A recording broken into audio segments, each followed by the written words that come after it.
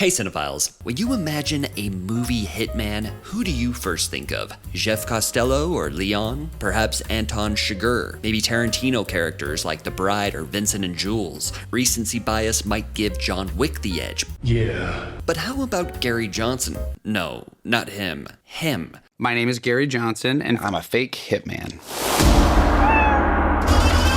Hitman is a rom-com crime thriller starring Glen Powell that plays with the very idea and image of a hitman. It carries many likely tools of the trade of its genre mashup from a not-so-likely filmmaker and writer-director Richard Linklater, the prolific Texan auteur best known for Dazed and Confused, The Before Trilogy, and School of Rock. Gary is a mild-mannered college professor who has a side gig helping out the New Orleans Police Department as one of those tech guys in the van on sting operations. But when the department's go-to mole is benched for bad behavior, Gary steps in and finds the thrill his life was lacking and that he has a real knack as an undercover assassin for hire. But wouldn't you know it, his double life gets complicated real fast when he falls for a woman who hires him to take out her abusive boyfriend. No, I don't buy it.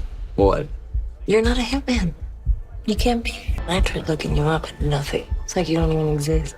I guess I'm just your fantasy.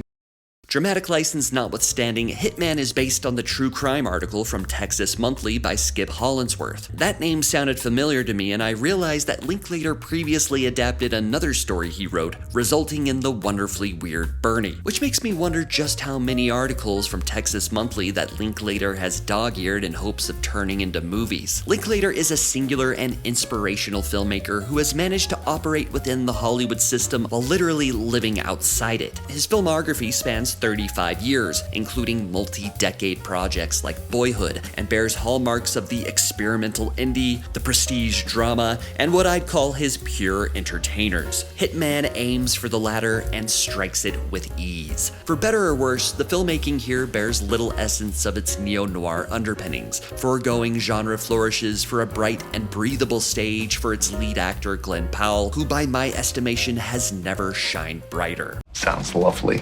It's fitting that Powell, who first lit up my radar in 2016 with Linklater's Everybody Wants Some, would re-team with his fellow Austinite to reach new heights. In fact, Powell co-wrote the screenplay with Linklater, creating a character tailor-made for his talents, a quintessential dream role for an actor wherein he gets to play a myriad of parts. I realize not everyone fantasized about the same hitman. Every sting operation was a performance.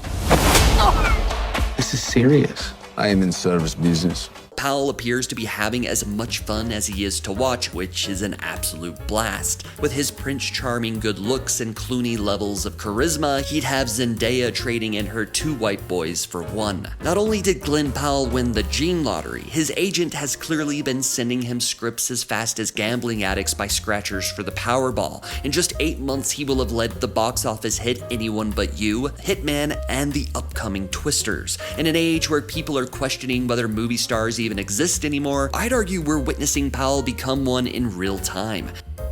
We'll see. He's come a long way since Spy Kids 3D. I'd be remiss to not highlight Hitman's leading lady, Maddie. Adria Arjona is more than up to the task of fleshing out the seductive femme fatale archetype. Gary and Maddie's would-be fatal attraction sends sparks flying from their initial encounter, soldering the bed frame upon which they would risk it all for each other. And a shout out to another Everybody Wants Some alum, Austin Emilio, who plays Gary's predecessor and makes for a memorable Weasley foil. As with any relationship formed through deception, there is an inevitable hour of reckoning, and while Hitman doesn't break the mold, its execution of the climax and the collision of these aforementioned performances is a delight. Linklater and Powell have crafted a playful, clever, and steamy gem of a movie that I cannot wait to watch again. I give Hitman 4 wigs out of 5. Now, Hitman premiered at the 2023 Venice International Film Festival, where Netflix scooped it up for $20 million. It was the single biggest acquisition of last year. It's a double-edged sword whenever a major streamer picks up a major film. While it will eventually become widely accessible as a result, its theatrical prospects are diminished, if not outright extinguished. I saw Hitman at this year's Sundance and witnessed firsthand its status as a bona fide crowd pleaser and easily one of the most commercial films Linklater has ever made. Alas, Netflix is giving it their usual select theaters rollout before dumping it on their platform on June 7th. While better than nothing, it also guarantees nothing for those outside of major hubs. Case in point, there are 0 screenings for Hitman in my area. This is a real shame, as this film deserves to open as wide as a sandworm, and Kubrick knows the box office could really use a Glen Powell nitro boost right about now, at least until Twisters attempts to blow the roof off the multiplex near you in July. Whether you've caught it on the festival circuit, one of those select theaters, or on Netflix, I'd love to know what you thought of the film and where it ranks for you in Linklater's filmography. Also, where do you sit on the Glen Powell hype train? Let me know in the comments below.